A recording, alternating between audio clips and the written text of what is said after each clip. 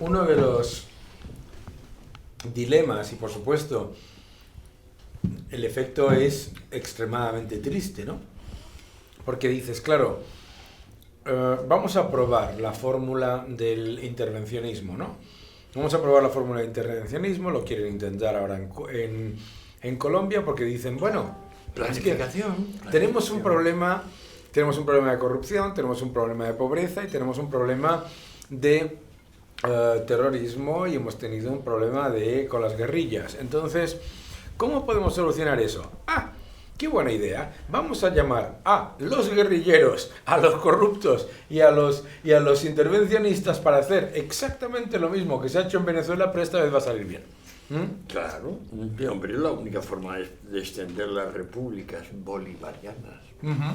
Son parte de esta idea de que para que no me gobierne la economía, la gobierno yo. Solo que entonces, claro, como la economía estaba gobernada por 7 billones de células y ahora se han reducido a los 12 o 13 que mandan, pues que hay un colapso cerebral. O sea, no funciona el sistema nervioso. Colapsa porque de repente de 17 billones pasa a 15 tíos. Y entonces todo lo que era, fíjate, el mercado del café, del arroz, de cada pequeña cosa tiene su mercado y ya de por sí es una magnitud infinita. Ese mercado particular. Entonces de repente vienen y lo reducen a la gestión de mes o 12 o 6, porque tiene las ventajas de, claro, la visión antecedente. Claro. Y como sabes las cosas, pues ya las organizas bien y tú dices, no, sí, el problema no es ese.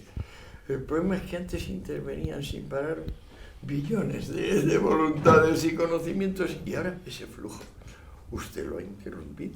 Yo lo llamo colapso neural generalizado. Sí. Y usted lo llama salvación. Claro. Y yo creo que uno de los problemas fundamentales que estamos viviendo ahora es que se utiliza este concepto que a mí me parece tan divertido del neoliberalismo, ¿no? Sí, yo no sé todavía lo que es. Porque no existe. Eso es que no existe. Claro, porque no existe. Porque no existe. Porque el neoliberalismo es simplemente un término derogatorio que lo que intenta es identificar lo que es el capitalismo estatista. Sí, sí. Decir, si te piensas, es un espacio emotivo, un espacio verbal dominado por el desasosiego y el disgusto, donde pues hay que encontrar objetos que justifiquen la frustración y el estado de... El enemigo externo. La familia funciona como agente económico social, funciona como entidad social que lo que hace es preservar a los más débiles. ¿Por qué? Porque está fundamentada en el ahorro y está fundamentada en la gestión prudente de los recursos que existen. Claro. Entonces aparece alguien y te dice, no, tenemos que gobernar esto que nos gobernaba. Todas las leyes. Vamos a gobernar lo que nos gobernaba. Claro, todas las leyes, entonces, toda la prudencia es irrelevante, claro, porque usted es el Estado y el Estado es Dios. Y el Estado puede gastar todo lo que quiera, cuando quiera y como quiera.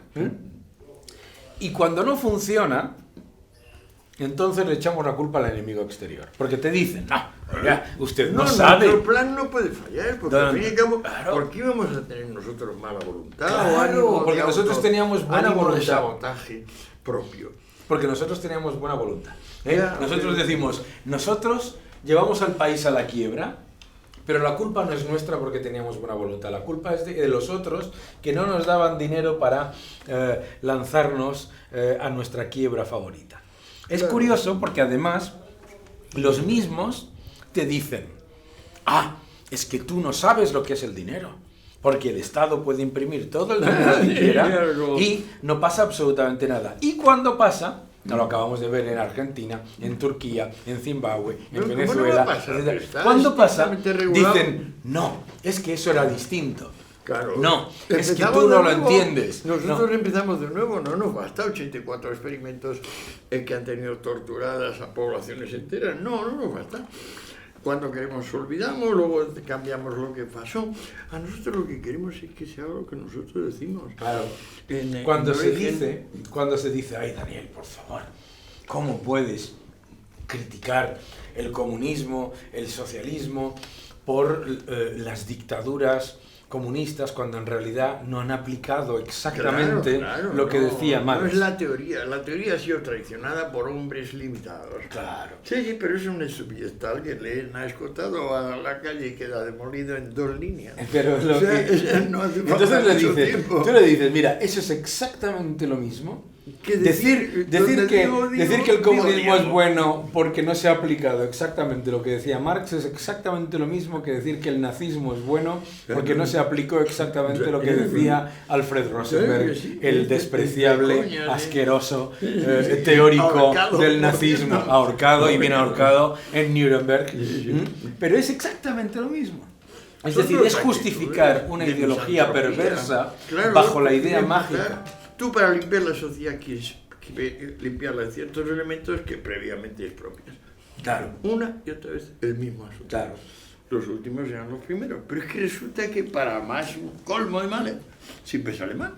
Pero es que es normal, porque es una cuestión estadística. Claro. Ninguna sociedad puede hacer ricos a los pobres haciendo pobres a los ricos. Claro. Ninguna.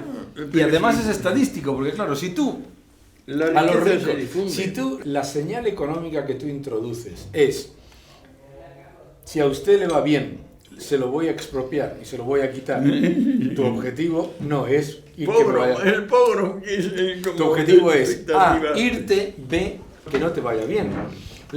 El igualitarismo solamente puede igualar a la baja. El igualitarismo que están constantemente diciéndonos con la igualdad y todo eso, es imposible que consiga el progreso porque solamente es capaz de igualar a la baja. Porque igualar al alza no puedes. Tú no puedes decir, señores, todo el mundo a trabajar para conseguir mucha más productividad. No, tú dices, no, todo el mundo a trabajar mucho menos para conseguir menos productividad. Entonces consigues. Sin ningún conflicto y seguridad social. No, seguridad de que vamos a tener los mismos confortes siempre, porque no depende del trabajo lo que le pase a una sociedad, es independiente.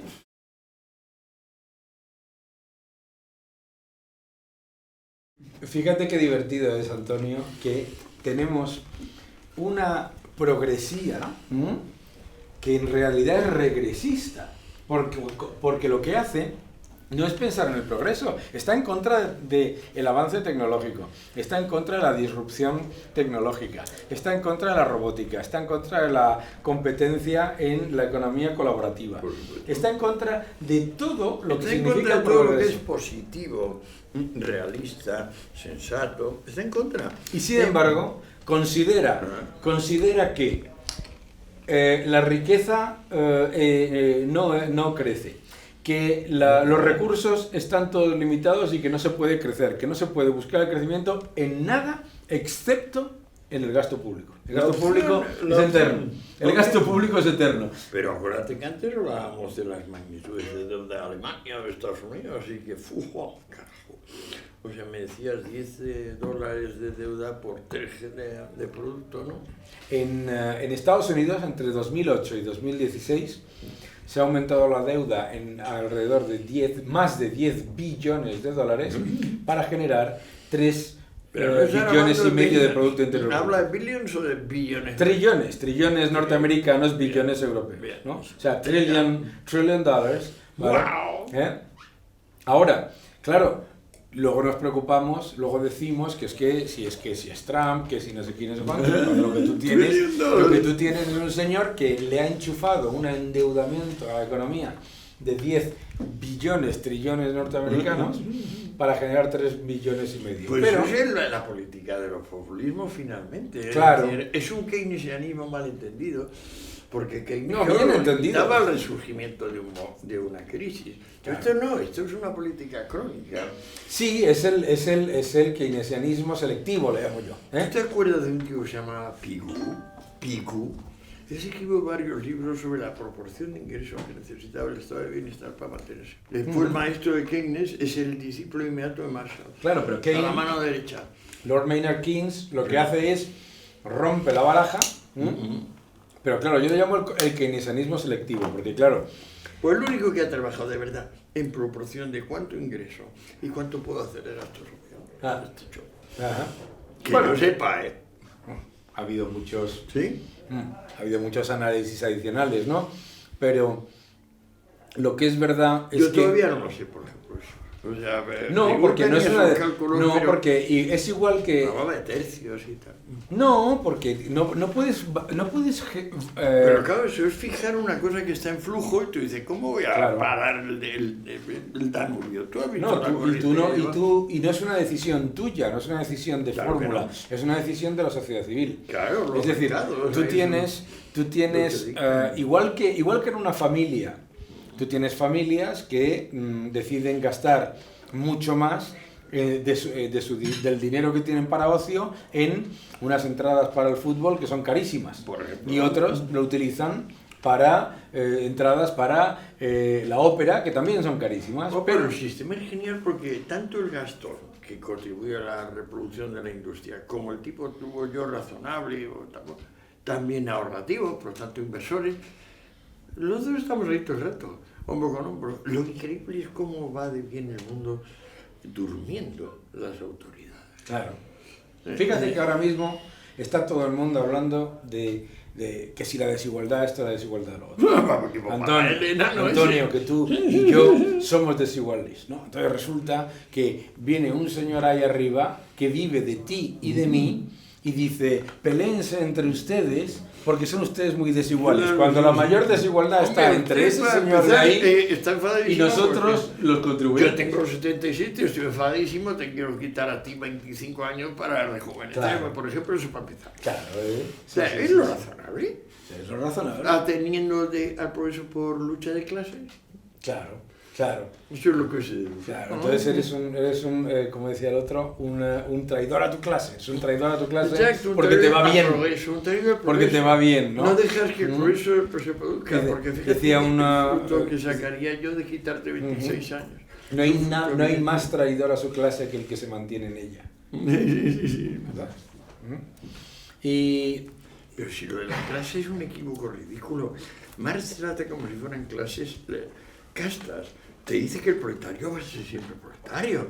No se da cuenta de que hay una movilidad social bestial. O sea, que la clase es justamente la movilidad social. Y entonces, diciendo que la clase es una casta, acuérdate, capítulo 52, tomo 3 del Capital, porque el día que se va a morir el cabrón se le ocurre decir, algo debía decir sobre el concepto de clase, porque no he dicho una palabra de esto. Toma un cuaderno, pone las clases sociales.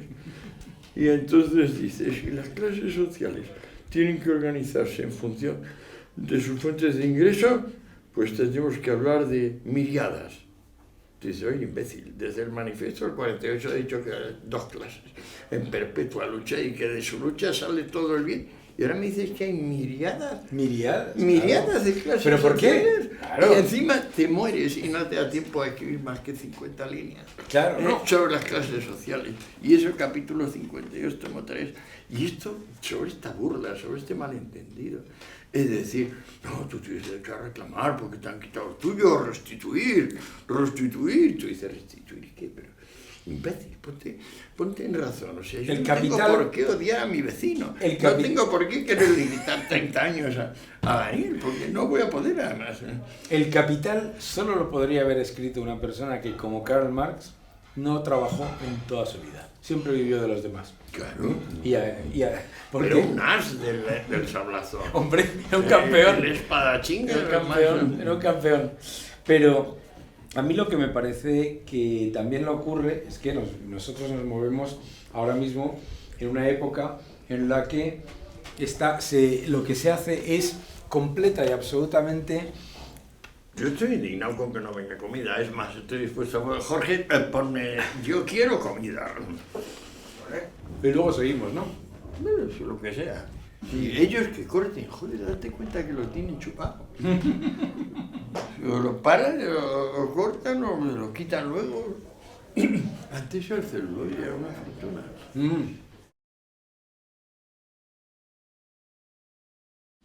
Una de las cosas que tenemos que comentar un poquillo es todo este entorno actual. Oye, moción de censura, situación política en España, los casos de corrupción. Y comentábamos antes tú y yo que para mí estamos hablando constantemente de los casos de corrupción, pero estamos hablando siempre de los casos de corrupción de una manera partidista, ¿no? El partido A ignora completamente sus casos de corrupción y pone en solfa los de otros. Los medios de comunicación solo hablan de unos y no hablan de los otros. Y parece que puede ganar las elecciones precisamente el que, como no ha tenido ocasión de pringarse, no se le puede echar mierda. Efectivamente. Pero se utiliza como arma arrojadiza, ¿no? El tema de la corrupción. Fíjate, yo creo que, primero, España no es un país corrupto. España es un país en el que... Moderadamente corrupto. No mucho. Desde luego, comparado con Tailandia, imagínate. No, mira, yo te digo, yo he tenido la enorme suerte de viajar por todo el mundo y puedo decir que España no es un país corrupto, en mi opinión. Ahora, los casos de corrupción que se han generado en España, yo creo que vienen fundamentalmente por una sociedad que todavía es una democracia joven y porque tenemos una sociedad civil, la inmadurez, una sociedad civil todavía que es débil. Es que fíjate que la franja de clase media ha crecido mucho. Muchísimo. Muchísimo. Desde la guerra civil ahora yo diría que se ha multiplicado por 10 fácil ese sector social. Entonces claro, ha quedado muy reducido el campesinado, el proletariado clásico. Muy reducido. Fíjate, para mí el error es lo que definimos por corrupción. Corrupción es todo aquel uso discrecional del dinero público para un interés político, sea interés político privado o público, pero sí para un interés completo y absolutamente, o sea que lo que estás haciendo es utilizar de manera discrecional por parte de los políticos o de una serie de políticos aquellos fondos y luego moviéndolos de manera política, porque tan corrupto es utilizar el dinero de los pobres o de los desempleados para mantener la administración paralela, como lo es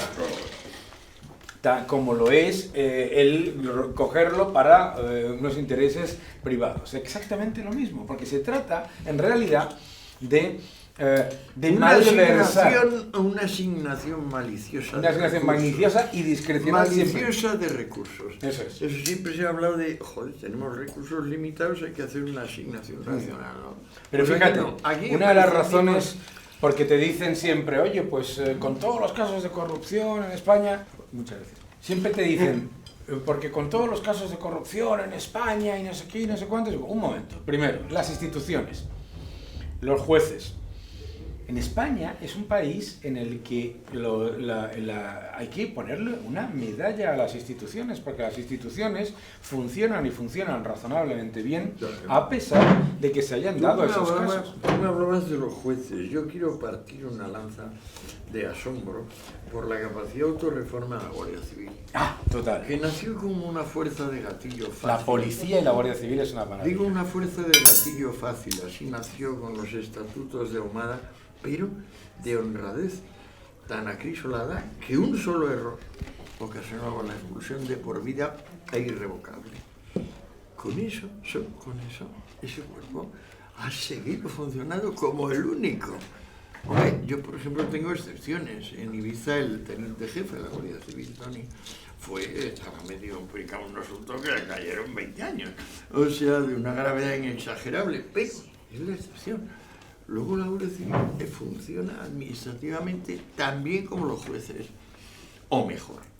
El ejército, a mí la policía. No me gusta el toquecito de sedición, rebelión, que no, hay que buscar malversación de fondos públicos, que es donde está la chicha. Lo otro es discutible, pero en malversación no hay discusión posible.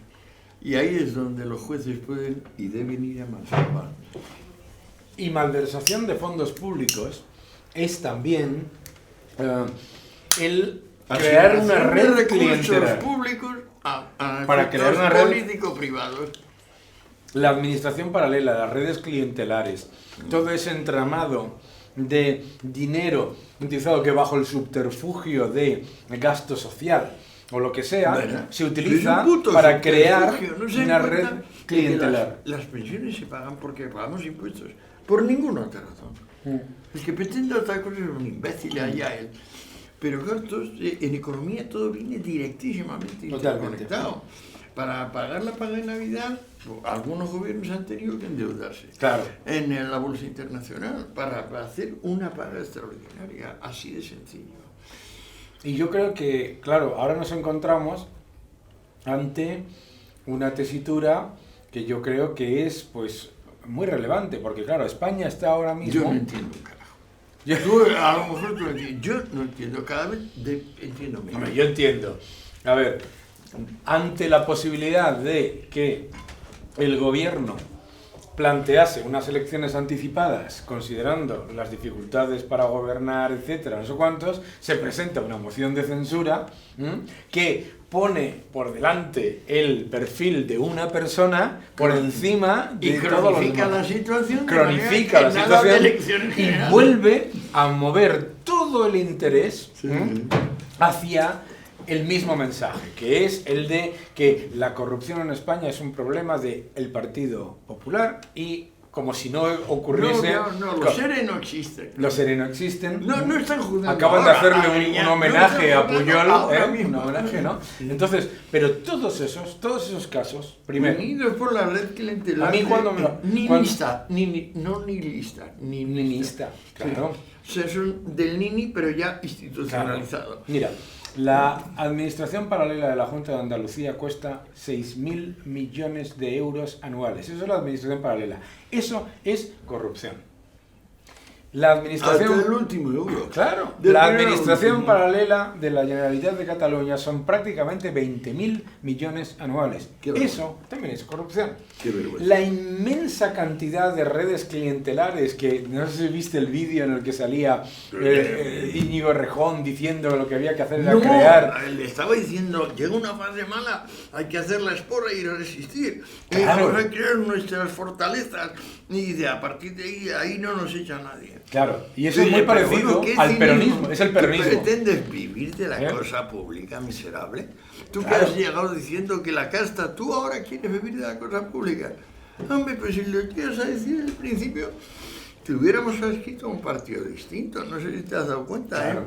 Justo al contrario, Pero es la idea del peronismo, de que tú vas creando clientes... ¡Oye, rico! Bueno, estas croquetas son de morir. Ah, sí, bueno, unas croquetas... Bueno. Por lo tanto, la corrupción se combate desde la ley. La corrupción se combate desde unas instituciones fuertes como las que tenemos. Gracias a Dios. Y la corrupción, además, se combate, como se está combatiendo, de una manera en la que ya cada vez es más difícil que ocurran casos que además están circunscritos a una época muy especial, que fue la de la burbuja inmobiliaria. Claro. No nos equivoquemos. No nos equivoquemos. Claro. Entonces, yo creo que ahora nos encontramos ante la tesitura... Fue la segunda postura de Fórrate. La primera la hizo Solchaga. Fórrate. Y ahí, con la burbuja inmobiliaria fue, pues idiota. Aunque no tengas dinero, endeudate. Va a salir buen negocio, todos los precios suben. Bueno, espérate.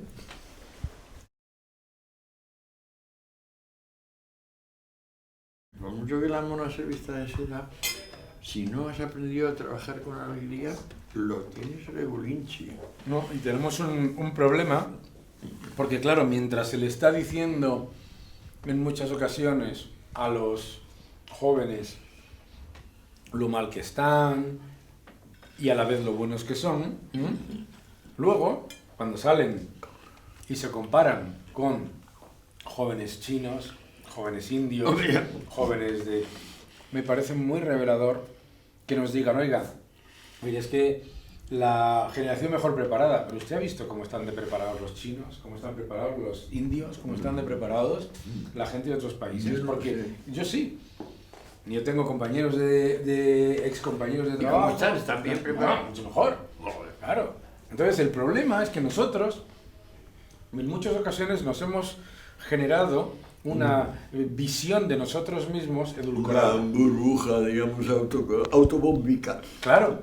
Y eso genera esa percepción de, digamos, de que nada puede estar, de que algo tiene que estar realmente mal si no gano millones de euros porque estoy tan bien preparado. ¿No estás viendo cómo se está preparando el resto del mundo? Para mí, por ejemplo, es absolutamente devastador ver el problema en España con los idiomas.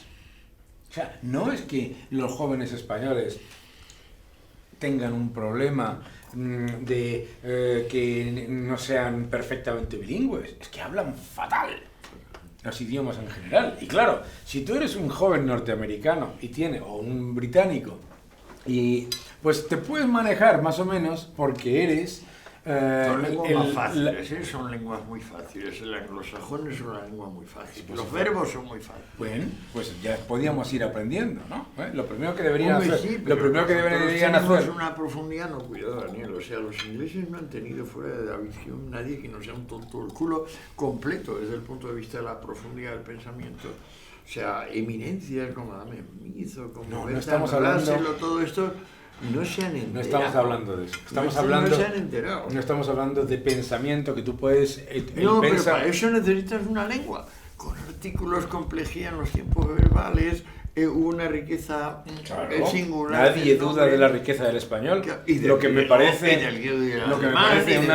Lo que me parece una regresión absoluta. Mira, los ingleses no saben la diferencia entre ser y estar. Hay que joderse. ¿Tú te crees? No se han enterado todavía. Es muy fuerte, ¿eh? Lo que tiene es common sense. Y dicen, no, sí, common sense, pero también los otros 5, ¿no? Pero como claro, no ven, ni oyen, ni tocan, ni pues si no sabría la diferencia entre ser y estar, ¿no? Antonio, no puede ser que la juventud de nuestros días se considere la mejor preparada y a la vez no lo esté. Claro que no. Es un hecho. Claro que no. Es un problema. Yo llevo 30 años, 40 corrigiendo exámenes y viendo la barbarie en crecimiento. O sea, como un factor activo, una especie de pseudopo.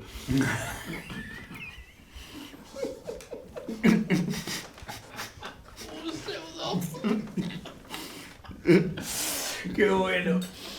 Pero fíjate que a la vez tenemos, yo creo que una oportunidad en España ahora mismo. Enorme. Nunca hemos estado tan bien, ¿verdad, Daniel? Jamás. Ni de coña. Todos los que nos están diciendo todo el día. Y qué mala hostia tiene, qué mala fe que te dicen, no, está diciendo el mejor de los mundos posible. Y digo, no, imbécil, no es una broma como lo de las castas y las clases y demás.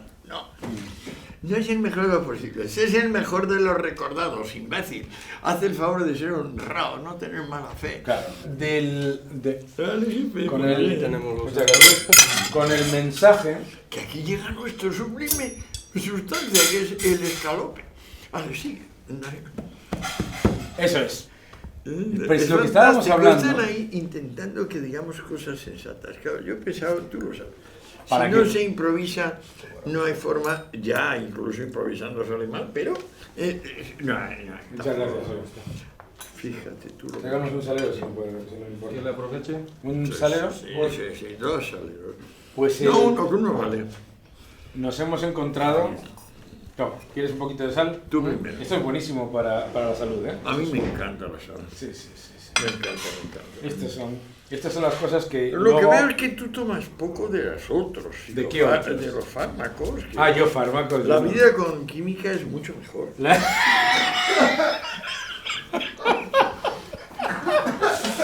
Ay, yo la verdad es que fíjate, te voy a decir, ¿sabes lo que me pasa a mí? Dime. A mí las cosas que no me gustan la primera vez que las pruebo, ¿Sí? raramente luego me gustan, ¿no? Entonces, por ejemplo, cuando te tomas tu primer whisky o tu primera ginebra, el whisky o la ginebra están malos. Están malos. Saben mal. Y te sientan mal. Saben mal y te sientan mal. Entonces yo me tomé el primero y dije, ¿qué dices? Y de fumar igual. Por ejemplo, el primer cigarrillo que me fumé, malísimo. Te mareas. Malísimo. Y dije, ¿para qué? Nunca más, ¿no? Y eres muy positivo. Eso es lo que me pasa, ¿no? Que yo creo que soy un poco positivo, ¿no? Pero bueno. Yo también lo intento ser, pero mira qué vicioso. Y con lo demás.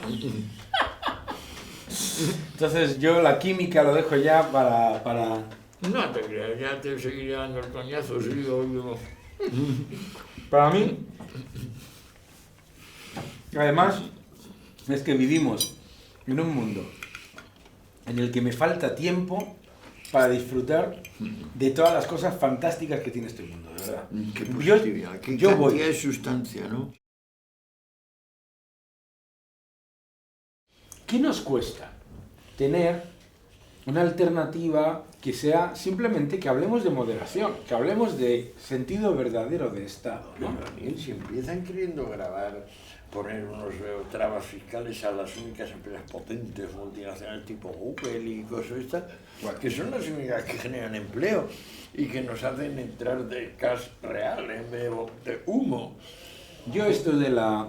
Fíjate, esto además a mí me... Son ganas de tocar las pelotas al gigante, ¿eh? Pero tú piénsalo desde este punto de vista, Antonio.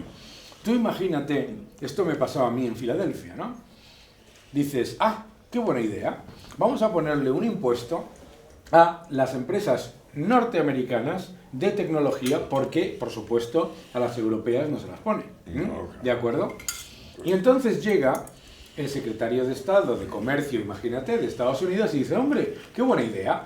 Voy a poner un impuesto unilateral a las empresas españolas de concesiones o exportadoras de agricultura o lo que sea, por ser españolas. Sí, pero imagínate. Comercial, entonces lo llamamos proteccionismo, ¿sabes?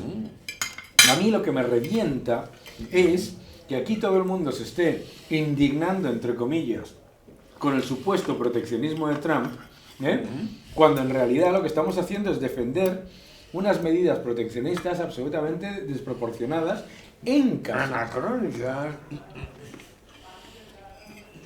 contraproducentes, por decirlo rápido y bien. En vez de liderar el cambio tecnológico, lo que estamos es liderando la obsolescencia institucionalizada. ¿Pero tú tienes alguna propuesta concreta a propósito de eso? ¿Cuál? La primera.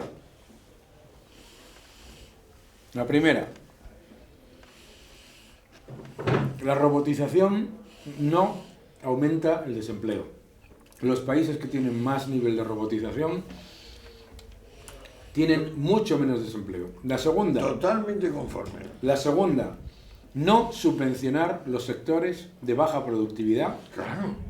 Porque entonces no solamente nunca cambias el patrón de crecimiento, sino que perpetúas. O sea, seguimos subvencionando el carbón en Europa, no solamente en España. Es de coña, pero cuando llegó la Thatcher, dijo el ministro de Hacienda, debemos 100.000 millones de libras todos los años de subvención a los sindicatos de minería. Claro. No podemos obtener este gasto, simplemente es como la mitad del presupuesto total, es imposible. Un año de guerra de Thatcher con los trade unions mineros. Un año. Hubo minero que luchó 400 días.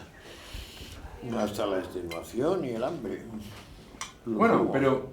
Y hoy, esos sitios que estaban... que eran eriales. Eran absolutamente, eran zonas de pobreza absoluta, eriales. Ahora son zonas maravillosas en las que hay un desempleo del 4%, bueno, en las que han florecido nuevas industrias, etc. Primero, entonces, no subvencionar los sectores de baja productividad. Claro que no. Segundo, más importante y lo que nunca hará la Unión Europea, no perpetuar el horroroso concepto de los campeones nacionales. ¿Qué es? Los campeones nacionales, es decir, esos grandes conglomerados que eran antes estatales, algunos todavía lo son, y que sostienen, por ejemplo, y que sostienes a toda costa las acerías, las empresas, los conglomerados de telecomunicaciones tipo Deutsche Siemens. Siemens no es un campeón nacional. Pero es que está tan premiada por la corrupción que has visto que han tenido más de 100 pleitos por corrupción en el mundo. Es la única empresa realmente multinacional, no como Bosch, Zeiss o Mercedes, realmente pringada, pero gordo. Y eso Y no acabó. lo entiendo, porque el viejo Siemens, que esto fue simplemente el que le trajo la patente de General Electric de Edison, se la compró Edison con crédito, claro, y la explotó en Europa. Y eran 100 y pico patentes de electricidad, claro que luego... ¿Tú te acuerdas de Philips? Hombre, claro. Pero ¿dónde está Philips ahora? Tío de Mars, tío político de Mars. El primer Philips que era solo banquero. ¿Dónde está Su ahora? hijo hizo la primera multinacional que está ahora. No sé dónde estará, pero seguramente empleará a 1 millón de personas al año, ¿eh? Primero, no subvencionar sectores de baja productividad. Segundo, no defender campeones nacionales. Tercero, no penalizar tecnológicamente, pero no penalizar fiscalmente a los sectores de alta productividad. Cuarto, Sí, no claro. penalizar el crecimiento de las empresas burocrática y fiscalmente. No convertir los países en infiernos fiscales. Claro. Porque además entonces recaudarás menos. Mm. O sea, hay que tener simplemente un par de dedos de frente, mano izquierda. Mira, cuando yo estaba en Estados Unidos explicaba esto. En Estados Unidos, el mayor empleador privado es Walmart, ¿vale? Walmart. ¿Eh? Entonces, La cadena de almacenes. la cadena de almacenes, ¿vale? Entonces, imagínate que Walmart fuese una empresa de la Unión Europea. ¿Cómo llegó a crecer? Eso es Hombre, increíble. claro. ¿Cómo llegó a crecer? Eso es como el Corte Inglés, pero mega... No, mucho más, mucho más. Pero bueno, Walmart es el mayor empleador privado, ¿vale? Aparece Amazon, ¿eh? Y Amazon es una industria disruptiva que puede poner en peligro a un gigante como Walmart, porque rompe la cadena de tener que ir al centro comercial, bla, bla, bla, bla, bla. Bien. Imagínate que eso hubiera ocurrido en la Unión Europea. En la Unión Europea se hubiera hecho todo lo posible vía subvenciones y vía legislación para proteger a Walmart, y se hubiera hecho todo lo posible vía legislación y vía fiscal para parar a Amazon. En Estados Unidos, el hecho de que Amazon creciera ha hecho que Walmart se pusiese las pilas y ahora tienes Amazon, una de las empresas más grandes del mundo, y Walmart también. También, claro. Y en la Unión Europea ni hubiésemos protegido al Walmart europeo y además nos hubiéramos cargado al Amazon. Hombre. Esa es la diferencia. Ellos tienen una capacidad de encontrar un negocio debajo de las piedras. Los americanos. Es prodigioso el espíritu empresarial que tienen, cómo se preserva. Cada vez que comparece un candidato comunista en Europa saca como un 10. Allí no sacan ni un 0,01. Claro. El que más ha sacado nunca fue Angela Davis, apoyada por Marlon Brando, los Rolling Stones, los Beatles, figúrate. ¿Qué pedazo de propaganda? Ni con eso. Bueno, Ni Marlon con Brando eso. como propaganda no ha ayudado mucho.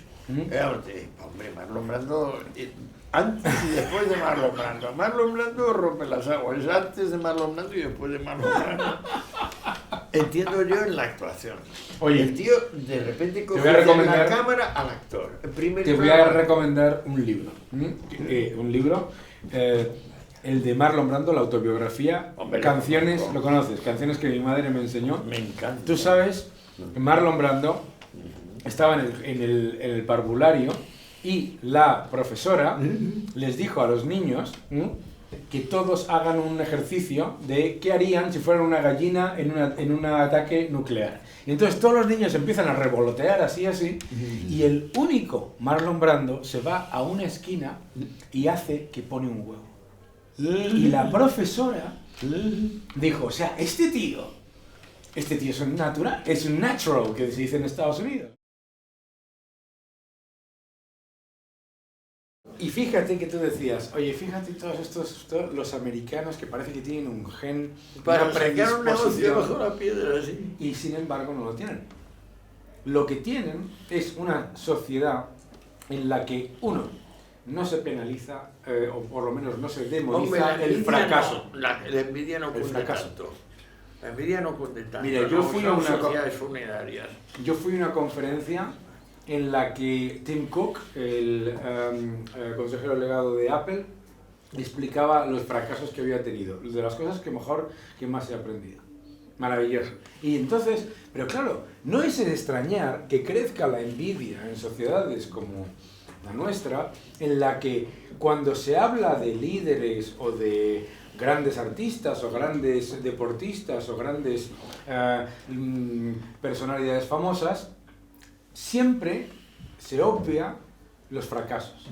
Tú ves una entrevista en cualquier periódico, en cualquier revista, con un gran director de cine, con un gran actor, todo eso, parece que nadie ha fracasado. Y nuestros fracasos son lo que nos hacen tener éxito, aprender de nuestros fracasos. A mí me hace mucha gracia cuando dicen, no, porque es que estos capitalistas, estos empresarios solo tienen como objetivo el ánimo de lucro. Digo, ¿qué gracia. ¿Qué agente económico tiene más ánimo de lucro que el Estado, cuyo único objetivo es recaudar? ¿Pero qué coño le pasa al ánimo de lucro? Eso digo yo. ¿Qué es este ataque a lo útil? Sócrates decía que lo útil no se puede disociar de lo bello, de lo verdadero y de lo bueno, so pena de convertirlo en nosotros en subnormales. Es decir, personas que no merecen ni hablar. ¿Todo bien? Sí, genial. Gracias. Y un café con leche. A mí en... No me digas que no vas a tomar un orujo, un algo. Que yo no tomo alcohol. Si es que yo no tomo alcohol. Aquí el coño y no sé, vamos Es a que ver cómo aquí, progresa nuestra amistad. Nuestra amistad va a tener que... Es un obstáculo muy grave. Te lo advierto. Sígueme hablando, coño, que tú sabes un cuevazo de la cosa actual. Estábamos con lo de elecciones anticipadas. ¿Te acuerdas? ¿Te parece que... y elecciones anticipadas, es verdad. En este caso, ¿quién podría salir beneficiado? Hombre, yo creo que ahora mismo unas elecciones anticipadas serían muy negativas para Podemos, serían muy negativas para el PSOE y el PP, y el que saldría fundamentalmente beneficiado sería Ciudadanos, que la verdad es que ha hecho una política absolutamente magistral de comunicación, de dejar, hay que reconocer las cosas, de dejar... Bueno, tío, sabes que les apoyo hace tiempo. Haces muy bien. Yo soy una persona profundamente democrática, y me parece... Ahora yo no pienso nunca formo parte ni de esa ni de ninguna otra formación política. La independencia no va a uno perder ante bien gentito. No, la diferencia... Qué amable. Muy bien. Mira lo que nos han traído aquí. ¿No va a querer un poquito usted? No, gracias. Ya ves la que tenemos montada. Siempre es un señor inteligentísimo, le respetan en medio mundo. En medio mundo. En el otro no te quieren ni ver. En medio mundo. Yo creo que Ciudadanos ha hecho una labor de marketing, no de marketing, porque no es Hombre, una... no insultes. No de marketing. Parece que ha hecho una labor de información de lo que es su proyecto. Yo creo que está intentando actuar como estadista, es muy difícil. Porque hay un tiempo del elector y otro tiempo del estadista. Es muy difícil. Pero fíjate cómo aquí todo el mundo está hablando de entelequias por un lado y por otro, y en cuanto se presenta alguien que da una imagen de seriedad, de Estado, de moderación, etcétera, y de no pringao, sale para arriba en todas las encuestas. Y yo creo que el más mínimo error de arrogancia le puede quitar la mitad. Como todos. La arrogancia es muy peligrosa. El mayor confiar en las encuestas total. Es muy peligroso. El mayor riesgo para Ciudadanos es que bebe del votante descontento del Partido Popular, voto negativo, voto castigo. Pero tiene una amplia base de personas demasiado cercanas al Partido Socialista.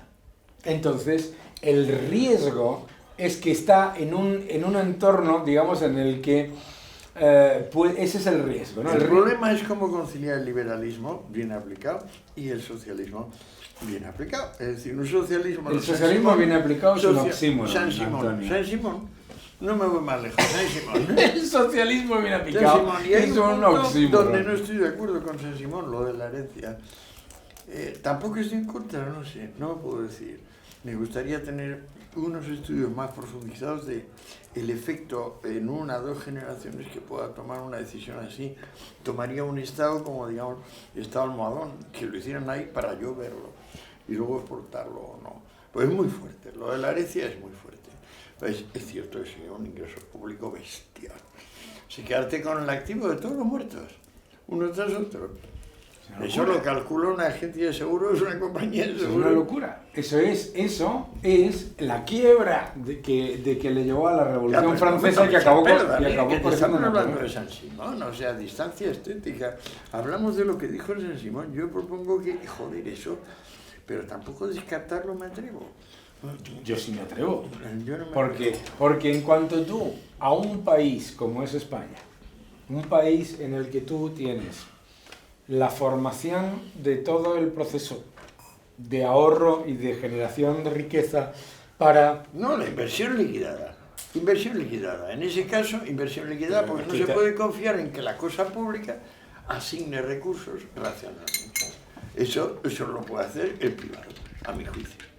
Tú o yo, Jorge, quien sea. Entonces, ¿por qué tienes que penalizar la acumulación de riqueza? Coño, que no me has entendido. No He sacado a San Simón que me como da terror. el ejemplo del tío que siendo un tío razonable, que ha interpretado bien la historia y el carácter humano, luego de repente dice que la condición inexcusable del socialismo es que es la apropiación. La apropiación post-mortem. Claro, la apropiación post-mortem es la creación pre-mortem de la crisis. De la crisis. Eso es lo que pienso. Pero vamos. Lo que pasa es que no creo que sea concluyente porque todavía no se ha llegado a administrar en gran No, lo nivel, tienes bien evidente, tienes todos los casos del mundo. O sea, tú ahora mismo, la penalización del ahorro y del fruto del ahorro, que normalmente, como siempre ha sido la propiedad inmobiliaria y los depósitos, en el 99% de las sociedades avanzadas, la apropiación lleva directamente a la debacle. Bueno, cuidado, si no hacen la apropiación, ese patrimonio se invertirá. Y al invertir, desarrollará un país y el otro. Claro. Pero si lo cortas, lo apropias y lo metes en el tesoro público para luego asignarle función, probablemente en el camino se va a perder. Se pierde seguro. Pero seguro, porque tú, si tú tienes... ¿Tú no piensas que vamos a una burocracia planetaria? No. Inevitable. Yo creo que vamos a lo contrario. Qué alegría. O sea, lo que estamos viviendo... Qué alegría. Lo que estamos viviendo es lo que estamos viviendo con el aumento de los populismos, el proteccionismo, todo este tipo de cosas, es la reacción como gato panza arriba de los burócratas del mundo ante la evidencia de que están perdiendo el poder. Porque cada día estamos más interconectados, porque cada día tenemos un ciudadano de Nigeria, me ha escrito esta tarde, sí, es verdad, es un hecho, ¿no? Sí, una maravilla, ¿no? O sea, tenemos la sociedad, la economía, no es, el proceso de mejora global y de desarrollo global es imparable.